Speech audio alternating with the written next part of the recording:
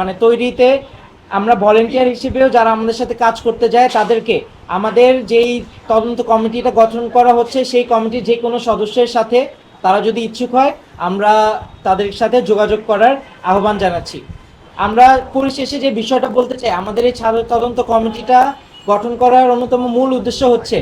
আজকে 7 থেকে 8 মাস হয়ে গেছে আমাদের উপর মানে এই জুলাই গণঅভ্যুত্থানের অন্যতম সূত্র ছিল ঢাকা বিশ্ববিদ্যালয় 15 জুলাইতে ঢাকা বিশ্ববিদ্যালয়ের শিক্ষার্থী এবং আন্দোলনকারী এবং মহিলা শিক্ষার্থীদের উপর সন্ত্রাসী সংগঠন ছাত্রলীগের সেই বর্বরচিত হামলা।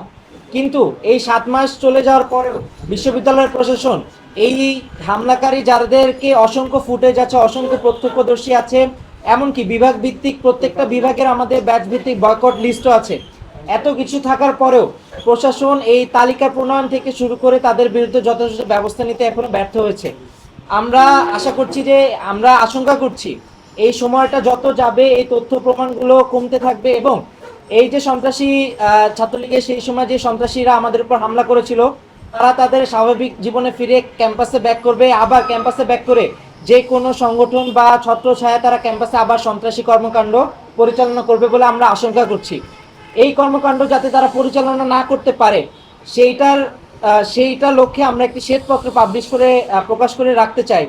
যেই শ্বেতপত্রটা আজকে থেকে 5 বছর হোক, 10 বছর হোক বা 15 বছর হোক পরেও সাক্ষী দিবে যে ঢাকা বিশ্ববিদ্যালয়ে জুলাই গণঅভ্যুত্থানে কারা প্রত্যক্ষ এবং পরোক্ষভাবে আন্দোলনকারীদের উপর হামলা করেছে, হামলাকারীদের ইন্ধন যোগেছে এবং হামলাকারীদের শেল্টার দিয়েছে। এই বিষয়ে আমরা মনে করি এটা একটি ঐতিহাসিক দায়িত্ব এবং আমরা ঢাকা বিশ্ববিদ্যালয়ের শিক্ষার্থী, আন্দোলনকারী এবং সেসব হামলায় আহত হিসেবে আমরা আমাদের দায়িত্ব মনে করেছি যে এইটার উদ্যোগ যেহেতু প্রশাসন সঠিকভাবে পালন করতে পারছে না, আমরা শিক্ষার্থীরা স্ব উদ্যোগে একটি কমিটি গঠন করে এই আমাদের কর্তব্যটা পালন করার জন্য আমাদের 35 সদস্যের কমিটি হয়েছে। সেই কমিটিতে এখন ঘোষণা করবে রওনকের মাধ্যমে সেই মামলার একটা লিস্ট আছে। এর বাইরে হচ্ছে প্রশাসন থেকে যে 128 জনকে বহিষ্কার করা হচ্ছে সে একটা লিস্ট আছে। কিন্তু এর বাহিরেও আমরা প্রত্যেকটা বিভাগ ভিত্তিক এখানে বয়কটকৃত শিক্ষার্থীদের একটা খসড়া লিস্ট মানে করার প্রক্রিয়াধীন আছে। আমরা আশা করি যে আমরা দ্রুততম সময়ের মধ্যে সেই লিস্টটি মানে সংগ্রহ করতে পারবো। আর আমরা প্রাথমিকভাবে প্রথমে শিক্ষার্থী ঢাকা বিশ্ববিদ্যালয়ের শিক্ষার্থী যারা জড়িত ছিল তাদের শ্বেতপত্র প্রকাশ করব। পরবর্তীতে আমরা শিক্ষক এবং কর্মচারী যারা জড়িত ছিল তাদের একটি শ্বেতপত্র প্রকাশ করব। আমরা তালিকাটি প্রশাসনের নিকট হস্তান্তর করব এবং যে তালিকাটি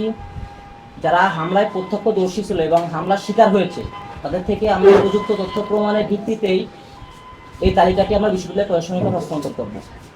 আচ্ছা, আর যে আসলে গ্রহণযোগ্যতার বিষয়টা বললেন, আমরা আমাদের এই ছায়া তদন্ত কমিটিটি মোটামুটি ঢাকা বিশ্ববিদ্যালয়ের বিভিন্ন মানে ছাত্র সংগঠন থেকে শুরু করে বিভিন্ন মানে স্টেক হোল্ডারদেরকে নিয়ে এই কমিটিটি করেছি এবং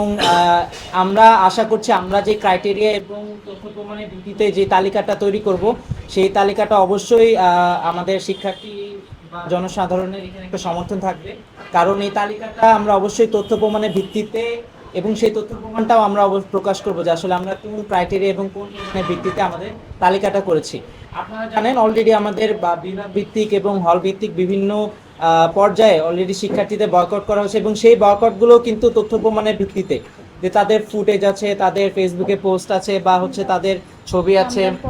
হামলার পরবর্তীতে তাদের অবস্থা মানে আপনার বক্তব্য বা এই বিষয়গুলো আছে সোশ্যাল মিডিয়াতে এবং প্রিন্ট মিডিয়াতে আছে। তো আমরা এই সব কিছু সমন্বয়ে তালিকাটা প্রকাশ